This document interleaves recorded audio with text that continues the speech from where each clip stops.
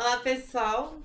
Hoje o convidado é muito especial. Fico muito feliz em recebê-lo, doutor Cláudio Henrique de Castro, pós-doutorado na Universidade de Lisboa, advogado, jornalista, historiador, professor, enfim, o currículo é longo, amizade também.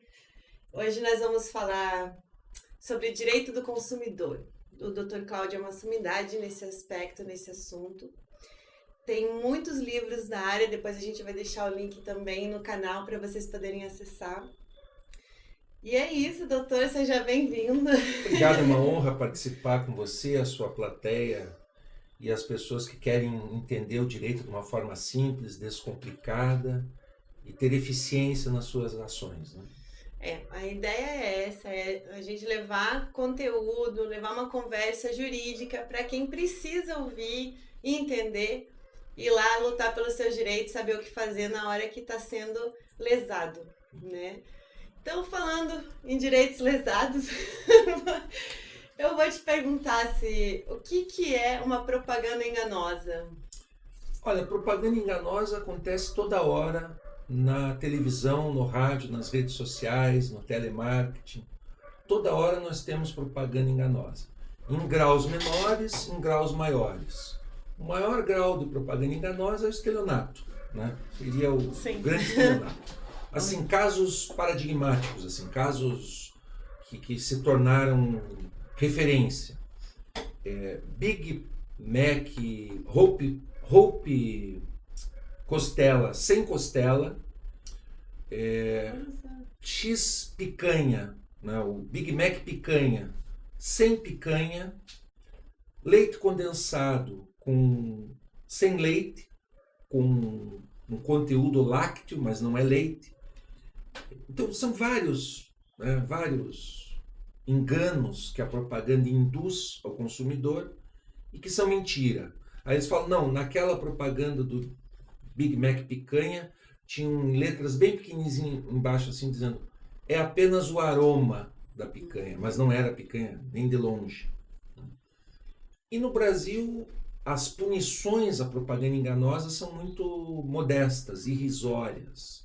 E aí isso estimula um mercado de propaganda enganosa para captar o consumidor e burlar, né, a boa-fé do consumidor. Infelizmente é isso.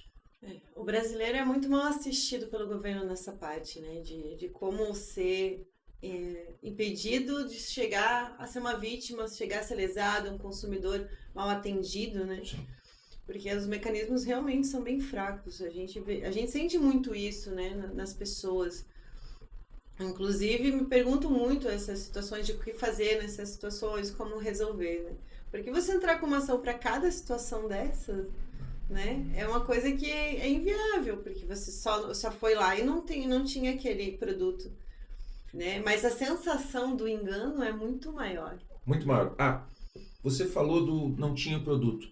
Uma propaganda também enganosa comum é aquela que lança uma proposta de um item, aí o consumidor vai à loja, vai ao site e vem uma mensagem dizendo que este item está esgotado.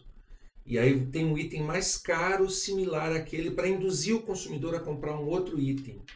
Também acontece. Então, você, quando faz um anúncio, você tem que ter lá o estoque, o número de peças, de unidades. Tem uma série de regras que são normalmente descumpridas. Por quê? Porque os órgãos que deveriam atuar na fiscalização não atuam e quando multam, as multas são pequenas e vale a pena enganar milhares, milhões de consumidores. Essa que é a verdade e no Brasil nós ainda temos isso com muita força. Diferente dos países que têm um sistema jurídico mais redondo nesse aspecto.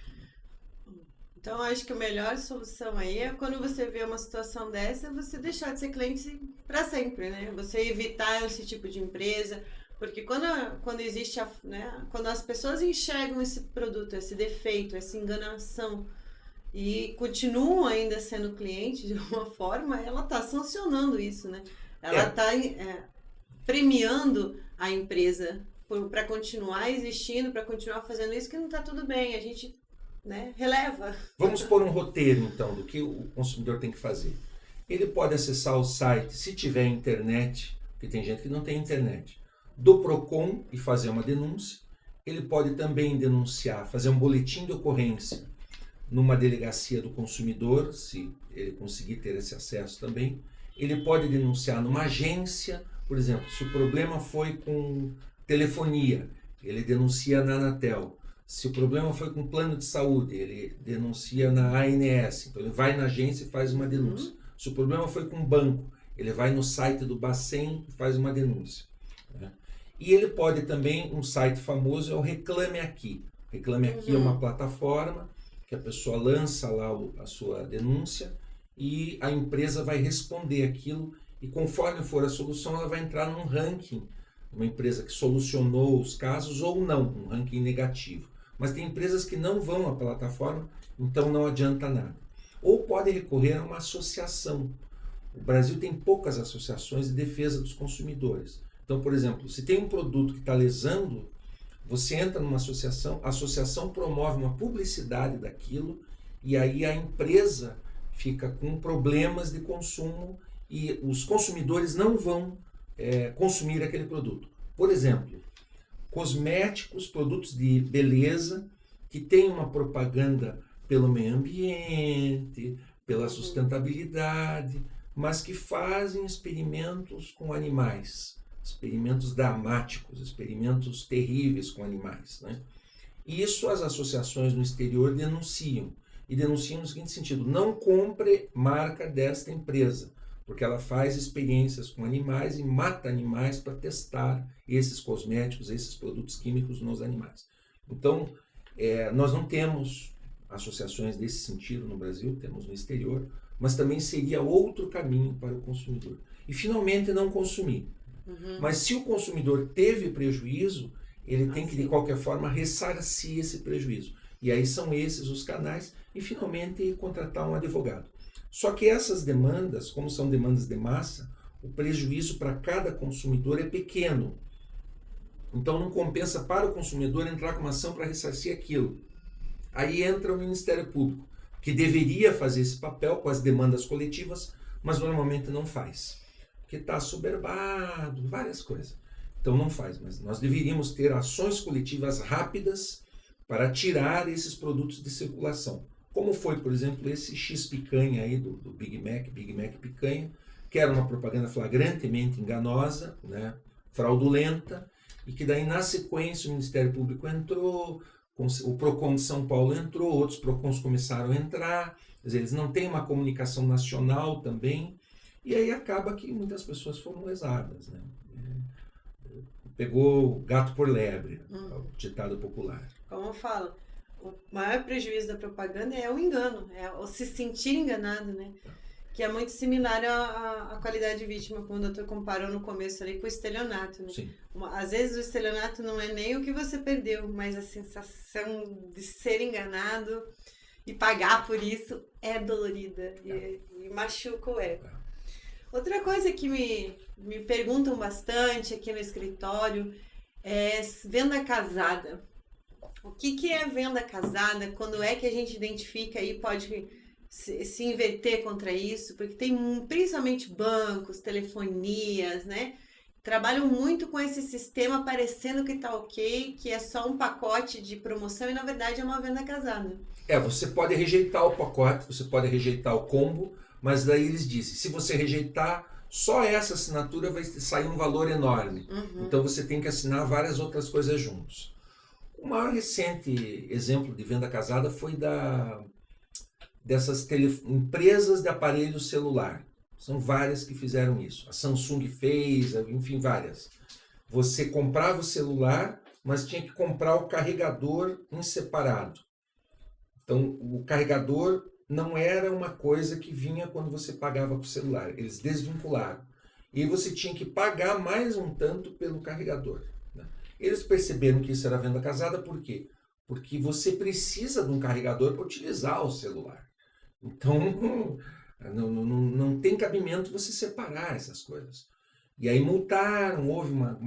Aí as empresas, né, meio que pagaram uma indenização coletiva, aí foi... Só que quem comprou venda casada acabou não sendo ressarcido. Então foi um exemplo. Outro exemplo que diz respeito ao consumo infantil Por exemplo, vem aqui na farmácia, vem aqui na ótica, e aí você ganha um brinquedinho para tu, um bonequinho, um negócio qualquer para sua criança. Põe um óculos e ganha um ursinho, ganha uma besteira qualquer lá. Quer dizer, tem uma venda casada que induz o consumo daquela criança para determinado produto. Ou, por exemplo, você vai comprar um refrigerante e se você levar mais uma coisinha aqui, você leva esse junto. Não, mas eu só quero esse aqui. Ah, mas esse aqui é um preço muito mais caro. E daí você se força a comprar o conjunto da venda casada. E tem uma diferença se identificar quando é uma venda casada e quando é realmente uma promoção, um kit, algum... Qual é a diferença que o consumidor pode se atentar nessa hora? Quando está sendo empurrado algo ou quando está sendo realmente uma campanha de desconto, uma campanha... Uma venda casada interessante é dos serviços bancários. Então eles fazem assim, você faz um empréstimo, mas tem que fazer um seguro residencial. Ah, mas eu não quero fazer o seguro residencial. Ah, então a tua taxa do empréstimo é maior. Então você tem uma diferença de preço. Você tem uma diferença de volume, você tem uma diferença que te causa prejuízo e te induz a comprar o conjunto. Né? Por exemplo, você vai comprar papel higiênico no supermercado. Você pega um rolo, um fardo de 10 ou 20 unidades. Se você quiser pegar uma unidade, você pode, porque ali é uma venda casada que te induz a comprar grande quantidade. E aí só que ninguém vai fazer isso, vai dizer, não, eu quero um rolo. Eu vou dividir os R$50 aqui desses 20 rolos e vai dar R$2,50 um rolo. Eu quero um rolo. Aí a pessoa vai lá, vai rasgar o negócio, vai embrulhar, vai vender um só. Então essa venda casada, inclusive, tá oculta no volume das coisas. Né? Então você muda volume para vender mais. Então você faz um kit de 3, de 4, de 5 para vender mais ou menos, que é outro problema, que não é venda casada, mas é a redução da embalagem. O que eu escrevi já sobre isso. Os produtos encolhem e o valor aumenta. Então você comprava uma caixa de fósforo que tinha tantos palitos, daqui a pouco a mesma caixa de fósforo, com o mesmo tamanho, tem menos palitos e tem um escrito bem pequenininho dizendo que reduziu os fósforos, mas o preço normalmente dá uma pequena baixada e na sequência aumenta.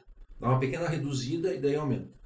Isso acontece com produtos de limpeza, que são os mais caros do mercado, produtos higiênicos, alimentos. Quer dizer, você pega invólucros por exemplo, de qualquer produto de alimento, bolachas, enfim. Aí você pega o pacote e sente que está mais leve, assim. Uhum. E era 300 gramas, mas ficou 150 ou 200. E o preço deu uma leve reduzida, mas na sequência aumenta. Então eles não reduzem a embalagem também. Então isso é outra fraude, que não é venda casada, mas tem esse panorama da enganação. Da enganação. Enganação também todos os anos acontece com os azeites de oliva. Né? O azeite de oliva é um negócio específico, mas o que os fabricantes fazem? Lançam marcas com nome estrangeiro, grego, italiano, tal, para dar aquela pompa, misturam com óleo de soja e tem uma grande quantidade de óleo de soja e é praticamente óleo de soja, ou outro, óleo de milho, enfim. E aí só depois de uma análise do órgão de fiscalização que se percebe isso, mas nessa já foram vendidas centenas, milhares de garrafas. E a marca não sai, né? A empresa não sai, né? Não é impedida de comercializar, né? De novo. Daí eles fazem... Ou seja, não há uma efetiva represália sobre isso. Exatamente. E eles montam empresas fantasmas, dão um golpe, depois no ano seguinte repetem o golpe. Os grandes varejistas aceitam isso e o pessoal usa azeite de qualquer coisa, menos o azeite de oliva ou aquele super refinado, enfim, super filtrado, que na verdade é uma enganação. Então, no Brasil, esse golpe é comum e há pouca punição nesse sentido. Então, tudo isso é uma propaganda, uma grande propaganda enganosa de conteúdo de produto, de venda casada, tudo uma grande categoria de má-fé contra os consumidores. Então, tem que ficar bem atento na hora de comprar, perceber quais são as empresas que fazem isso, tentar evitar esse tipo de consumo, porque é assim que a gente tem poder, né? O próprio desejo de comprar do consumidor é manipulado. Você está nas redes sociais ou está nos buscadores como o Google, esse pessoal que não paga imposto nenhum e ganha trilhões pelo mundo, você é induzido a comprar certos produtos. Por quê? Porque naquele feed, naquele que vai saindo ali das notícias, vão aparecendo propagandas ali que te induzem. E aquelas propagandas que aparecem são no que diz respeito aos teus dados. Então eles sabem exatamente o que você está procurando e colocam ali a propaganda. Você clica, compra e aí, né, vem aquele produto que você é induzido. O induzimento também é uma enganação. Né? Aí o doutor já pegou um bom gancho para o próximo assunto que a gente vai falar, que é o vazamento de dados. A quantidade de exposição que a gente tem, a nossa perda de privacidade, né, em relação a esses Googles e outros navegadores da vida que rastreiam, que sabem o que a gente está procurando, o que a gente está falando, o que a gente está cogitando comprar, está pesquisando, e começa a usar isso como mecanismo de indução de vendas, né? Rastreio de endereço, que gosta de... rastreio de localidade, né? Por onde você anda, o que você consome, quais são os teus gostos, e começa a usar isso para chamar essas empresas e te colocar ali numa situação para que você seja induzido a determinado consumo, né? E esse é um vazamento de dados, né, doutor? Eu vi uma pesquisa aí que disse o seguinte: esses buscadores e essas redes sociais, eles têm 85% de chance de acerto de saber onde, que local você estará, por exemplo, daqui a um ano. Então eles dizem, olha, daqui a um ano essa pessoa provavelmente estará nesse ou naquele lugar. Eles têm esse acerto. E tem uma discussão também que diz o seguinte: eles já estão acertando os tipos de enfermidades que você pode ter. Pelos teus hábitos de consumo, eles conseguem acertar mais ou menos isso e acertar quais remédios eles vão te vender. Né? Então eles têm uma radiografia muito poderosa dos que a gente clientes. mesmo que dá, né? A gente mesmo que fornece. Né? E isso é vendido. Na verdade, você usa esses buscadores, eles dão a impressão que são de graça, né? Porque são redes sociais, não. São redes comerciais. Você é o produto, né? Você é o produto. E todos esses dados são um produto. E agora, com a inteligência artificial, mais ainda. A inteligência artificial, ela refina isso de uma forma muito poderosa.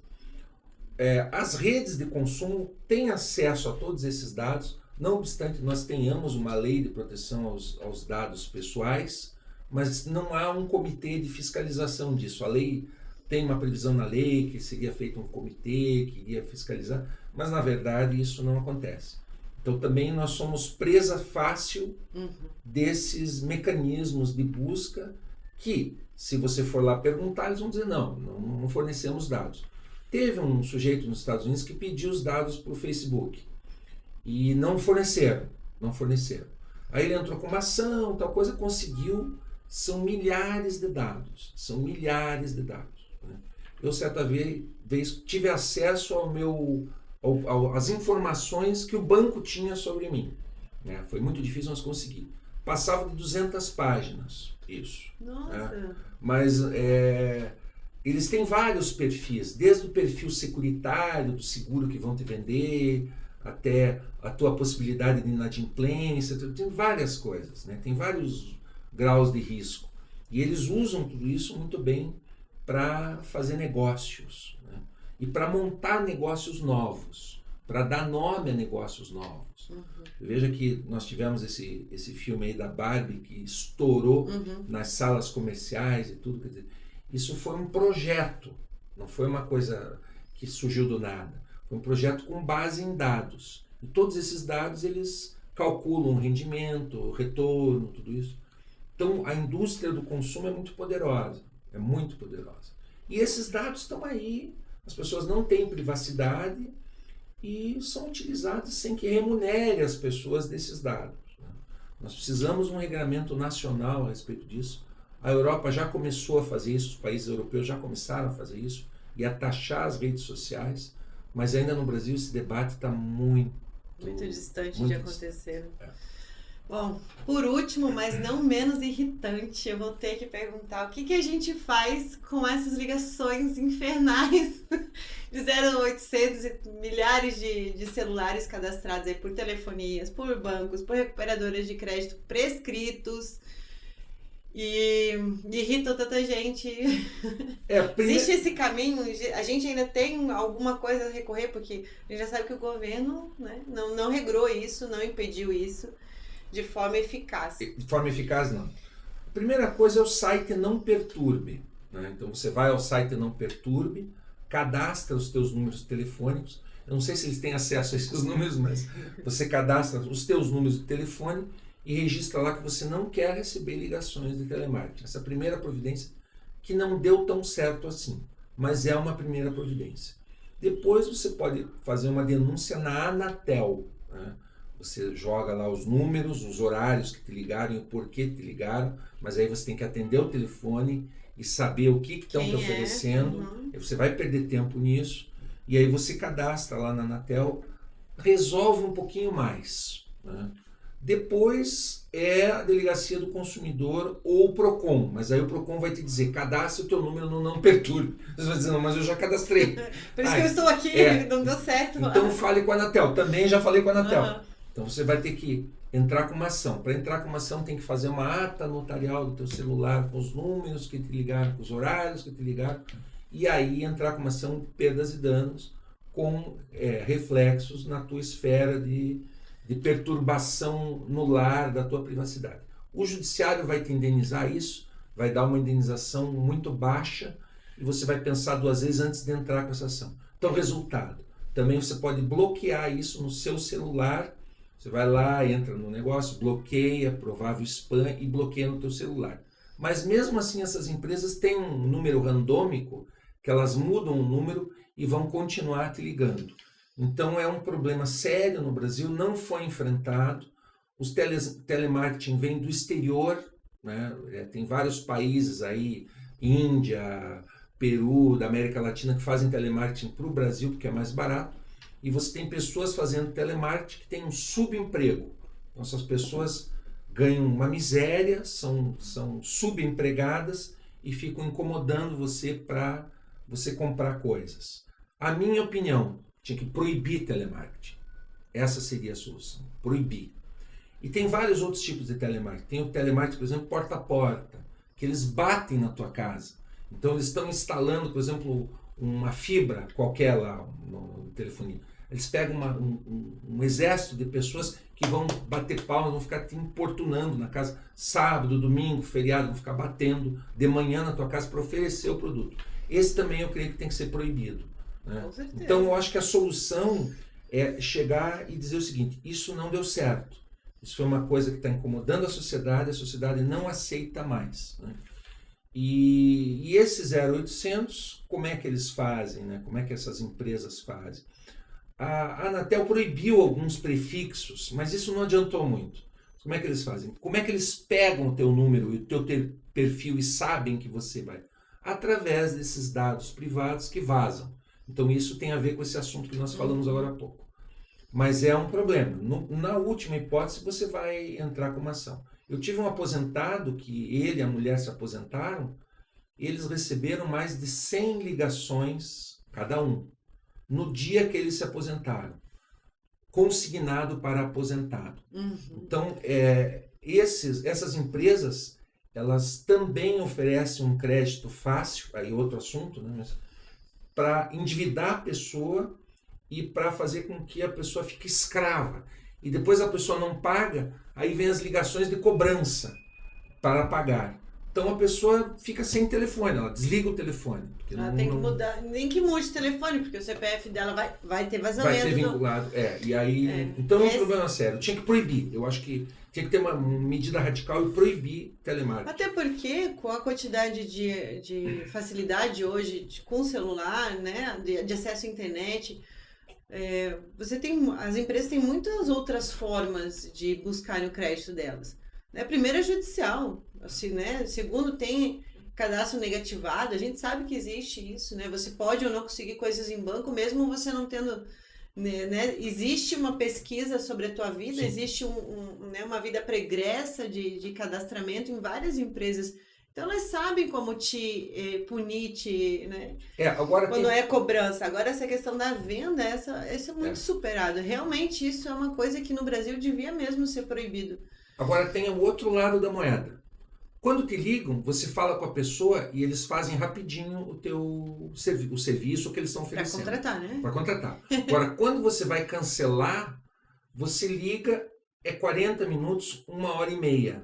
Então, eu, por exemplo, precisei cancelar um produto aí esses dias, foram 2 ligações de mais ou menos 1h e pouco. Aí depois eu entrei com as reclamações do Procon, no Reclame Aqui, fiz a Anatel, perdi mais um tempo para tentar punir essa empresa. Então você primeiro é uma sequência de números, se ele quiser não sei o que, digite 1, se quiser não sei o que, 0. E a opção que você quer é a 9. Então você tem que ouvir 9 besteiras para chegar na 9. Quero cancelar, mas não tem que cancelar, tem que falar com o atendente. Isso na primeira, se você conseguir, é uma dádiva. E aí você vai para um outro, vai para outro, digite jogo da velha para voltar ao menu. E daí você retorna, mas não acha a tua opção. E aí quando você consegue falar com um canal que vai te atender, fala, ó, nós estamos ocupados agora, vai demorar tantos minutos para lhe atender. E daí você fica escutando a musiquinha. Aí quando a pessoa te atende, a pessoa fala, não, mas por que você quer cancelar? Eu não preciso dar razão, eu quero cancelar. Não, mas por que você quer... Não, mas não preciso dar razão, eu quero cancelar. Agora, e fico insistindo, né? E aí, não, então eu vou lhe transferir para outro ramal. Aí liga para outro ramal, digite, então ficam te jogando. Quando finalmente você fala com uma pessoa, cai a linha. E não te retorna. Cai a linha, não te retorna. Não, eu tô passando isso. Tô tentando ajudar minha mãe, inclusive, numa situação de atendimento técnico numa empresa de telefonia. Ela simplesmente não consegue. Ela pediu pra mim, pra ver o que eu fazia, pra gente tentar contato, porque na hora de contratar, rapidinho, como o doutor falou, 5 minutos tá ali, tua linha ligada, tá tudo certo. Mas na hora de uma prestação de serviço ou de um cancelamento, tem que dar você no site da Anatel. Fica 2 horas no telefone, cai, não consegue falar, não consegue, semana inteira depois, a demanda tá grande, tem que ter paciência, eu te entendo, mas não consegue. Tem que ir na Anatel, tem que ir no site da Anatel, que resolve um pouquinho melhor, anotar os dias, os horários, com quem você falou, que quando você pergunta o nome da atendente, a pessoa não fala. Fala, é fulana, Luiz, é Maria. Não, mas Maria do quê? Maria do... Não, me desliga a ligação. Uhum. Então, esse é um problema gravíssimo que os órgãos de defesa do consumidor não resolveram e não vão resolver, porque eles são financiados por essas empresas. Então, a Anatel não é uma empresa, não é uma agência do povo, é uma agência das telefônicas. O Procon não é um Procon do povo, os Procons são Procons indicados pelo Poder Executivo, que é financiado por esses empresários. Então defende interesse, o Procon vai até um determinado momento. Depois eles, não, mas aí você tem que resolver com a empresa e tal. E aí quando o Procon multa, quando você tem multas que deveriam ser aplicadas, rapidamente se contratam advogados, e os advogados com uma simples petição de 2, 3 páginas anulam essas multas. Então essas empresas não são punidas, a prática comercial ilícita continua, e nós vivemos nessa sociedade do interminável 0800, né? Que não é mais, mas enfim, é um interminável. Doutor, foi muito elucidativo tudo que o senhor falou. Espero que as pessoas tenham pelo menos outros mecanismos agora para buscar, para tentar viver no meio de toda essa abusividade, esse descaso do governo em relação ao que a gente vive nessa realidade aí, que tudo pode, a gente é um produto de facilidade de ser vendido, de ser negociado, de ser comercializado, e não é defendido quando precisa, né? Então, obrigada por todas as suas palavras, suas orientações. A gente fica indignada como advogado de ver tudo isso e não, às vezes não ter muito o que orientar o cliente, porque é isso mesmo, né? Você tem que buscar se proteger antes, buscar se proteger no caminho, fazer o que tem que fazer, né? Todas essas reclamações, protocolos, ir atrás dessas agências, porque é o que nos cabe fazer, né? E começar a punir e não comprar, não voltar a ser consumidor dessas empresas, porque esse é o maior poder, porque a gente é o consumidor que sustenta tudo isso, e quando a gente muda nosso hábito, é a maior punição que pode ter, né? Sim. Então, doutor, muito obrigada pela conversa. Espero ter outras, porque o doutor é maravilhoso em vários outros assuntos, tem muitos livros, muito estudo, muitas teses maravilhosas. A gente pode conversar sobre outras coisas numa outra oportunidade. Muito obrigada pelo seu tempo, pelo seu conhecimento. E é isso, gente. Espero que vocês tenham gostado. O link para os livros do Dr. Cláudio, especialmente na área do direito do consumidor, vão estar no nosso canal aí embaixo para vocês acessarem. Procurem seus direitos, se protejam. E é isso, continue seguindo a gente, vamos receber outras pessoas também com bastante assuntos que interessam vocês. É isso, obrigada. Obrigado, foi uma Obrigada, honra. doutor. Foi uma honra. Foi uma honra.